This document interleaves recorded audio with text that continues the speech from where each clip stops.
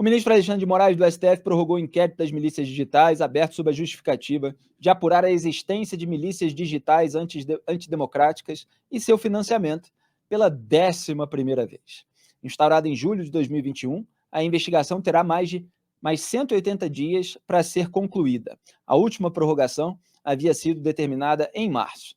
Na última quinta-feira, 6, a Polícia Federal enviou um ofício ao magistrado pedindo mais tempo para concluir o inquérito.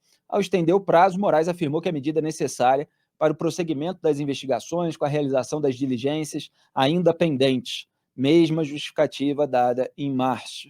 Quer dizer, são diligências eternas. E o que é mais curioso é que você vai colocando novos elementos, novas investigações no escopo desse inquérito, e na hora de prorrogar se dá essa desculpa, não, ainda tem diligências, etc. Mas são diligências da investigação inicial ou são de outras que foram sendo incluídas e abarcadas aí no âmbito desse inquérito ao longo de um tempo em que, enfim, coube tudo nele, como a gente apontou na raiz, né? Quem apontou na raiz fomos nós, jornalistas independentes, quando o Dias Toffoli, de ofício, abriu o inquérito das fake news e, sem sorteio, passou para o relator Alexandre de Moraes. Naquela ocasião, Jair Bolsonaro, então presidente, ele não veio a público para criticar, não.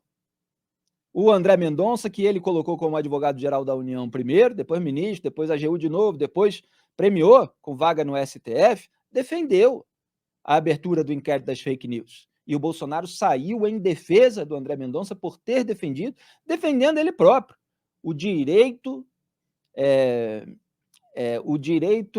teve uma palavra que ele usou que estava registrado no regimento do STF de se fazer aquilo. Isso está em matéria de Cruzoé, sobre o café da manhã com jornalistas, em que o Bolsonaro falou aquilo. O Augusto Aras, que o Bolsonaro escolheu para a Procuradoria-Geral da República, também legitimou esse inquérito, só queria participar junto, queria que passasse pelo Ministério Público. Então nós apontamos na raiz. Aí depois de meses, o inquérito veio atingir Bolsonaro e aí se voltaram contra isso. Então é o que a gente estava falando na pauta anterior. Quem age por princípio, age independentemente de quem está sendo atingido no momento. Né? Quem age por oportunismo, por conveniência, só repudia alguma coisa quando o atinge. Então, a gente continua repudiando, porque os inquéritos deveriam ter fatos definidos, deveriam ter um limite de tempo, deveriam ter uma série de elementos que esses inquéritos das fake news, aí depois o dos atos antidemocráticos, que começou por um caminho menos pior, porque foi solicitado pela Procuradoria-Geral da República, mas aos poucos foi adquirindo essas facetas de monstrengo que o outro tinha. E aí tem o inquérito das milícias digitais. E ele inclui as principais investigações que miram o ex-presidente Jair Bolsonaro, como a da suposta tentativa de golpe de Estado, o da venda de joias recebidas pela presidência. Aliás, falamos disso aqui outro dia, porque saiu no jornal O Globo, que a PF estava reunindo provas de que o Bolsonaro sabia que as joias estavam sendo vendidas ilegalmente nos Estados Unidos, e o das supostas fraudes em cartões de vacina.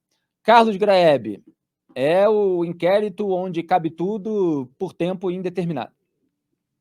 Pois é, Felipe, a gente já falou sobre isso também inúmeras vezes, né? Completamos, no começo deste ano, 5 anos do primeiro desses inquéritos.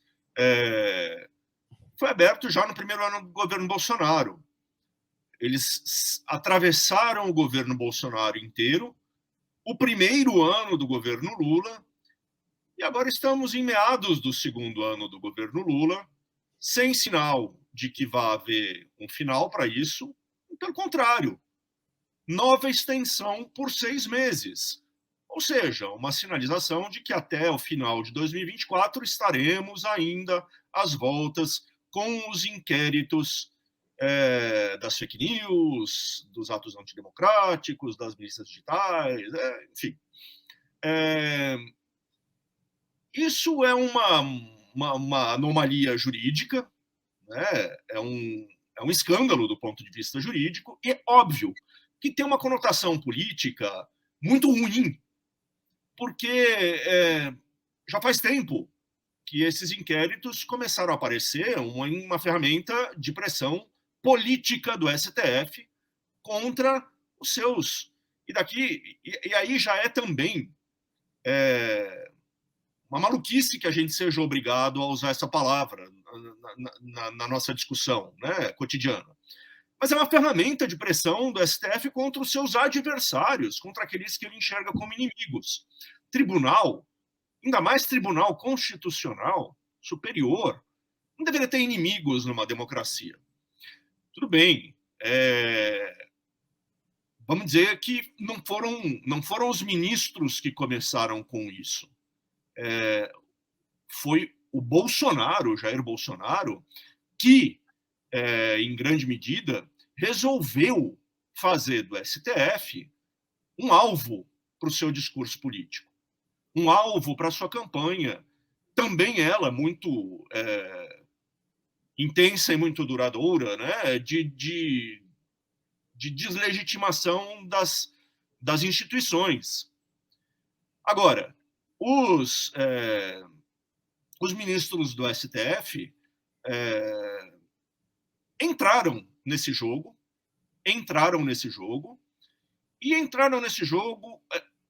cada vez mais de maneira agressiva, né? Cada vez mais parece que se refestelando na possibilidade de estar no ringue ali com um adversário, né? Então, em vez de pôr um ponto final nesse capítulo da nossa história, fazendo as denúncias que têm que ser feitas, encaminhando os julgamentos que tiverem que ser encaminhados e chegando a sentenças ou de condenação ou de absolvição, conforme, assim espero, conclua o plenário do STF. Não este ou aquele ministro sozinho, porque hoje em dia, cada vez mais, você não sabe como é que as coisas vão transcorrer no STF. Você não sabe que vai acabar na mão de um ministro só, ou de uma turma. Então, espero que uma coisa tão séria quanto a apreciação dessas causas políticas que dividem o país seja feita pelo plenário, né? Acho que sim, né? Mas, enfim, é preciso acabar com isso. Não estender. De novo, num ano de eleição. Tudo bem, o Alexandre de Moraes saiu do TSE, né? Então ele não vai combinar o poder de mandar num órgão de vigilância policial da conversa política, como é a assessoria especial de enfrentamento à desinformação do TSE, que estava nas mãos dele quando ele era ministro da Justiça Eleitoral. E não vai poder combinar esse poder com o poder de ministro do STF. Mas esse aqui, do STF, já basta, já é poder pra caramba.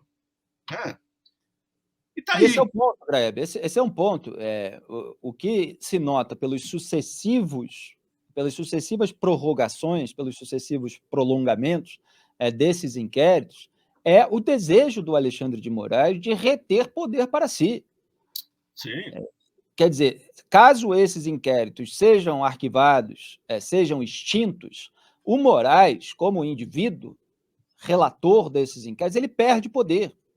É por meio desses inquéritos que, sem legitimação técnica, sem argumentação que se sustente com base na lei e nos fatos, ele consegue ser responsável pelas investigações de pessoas sem foro privilegiado. O ministro do Supremo Tribunal Federal, que quer poder ter a capacidade de tomar decisões a respeito de pessoas que não têm foro no tribunal que ele integra, inclusive pessoas que supostamente ou eventualmente o atacam, o hostilizam, o ironizam, como ele tomou aí nas últimas semanas, mandando prender 2 pessoas que o teriam, porque os autos não foram revelados, nós não sabemos o conteúdo, ameaçado. Quer dizer, juiz e suposta vítima ao mesmo tempo. Então, se você fecha o inquérito, você perde aquele poder. E poder na República do Escambo é poder de barganha também. Então, quer dizer, vai ficando cada vez mais feio, vai ficando cada vez mais evidente a exploração política e a articulação que os ministros do STF fazem para reter mais poder para si. Conclua, por favor, Greg. Posso só fazer uma última observação sobre isso? Se essa extensão do inquérito diz respeito a fatos que começaram lá em 2021, é um sinal perturbador da eficácia dos nossos investigadores. Porque eles estão há 4 anos correndo atrás de provas, de indícios, seja lá do que for, e não conseguiram. Precisam de mais 6 meses passados 4 anos. Se não levantaram informação até agora, não vão levantar nesses próximos 6 meses. Me desculpem, acabem com isso. Se são fatos novos, como, por exemplo, as viagens dos bolsonaristas para fora do Brasil, que resultaram nas articulações lá nos Estados Unidos, exposição de dados da justiça brasileira por deputados americanos.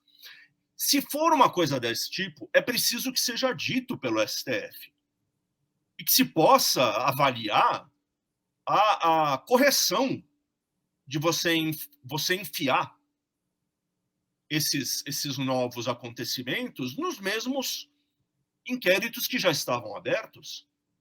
É preciso saber do que ele está, atrás do que ele está correndo. E se é correto, se é adequado que esses fatos sejam enfiados num inquérito velho de 4 anos já. E se é que faz sentido incluir acontecimentos como esses, articulações internacionais, que incomodaram o TSE, incomodaram o STF. É preciso discutir com clareza, com abertura. Os juristas, os jornalistas, os atingidos precisam ter o direito de discutir o alcance que esses inquéritos podem ter em relação a coisas que estão acontecendo agora. Então, não pode mais. Não pode ir estendendo esse negócio sem que a gente sequer saiba o que está sendo investigado, meu Deus. Um segredo de 4 anos. Já passou do tempo. Pois é, em síntese, o Moraes está prorrogando esses inquéritos para manter mais poder.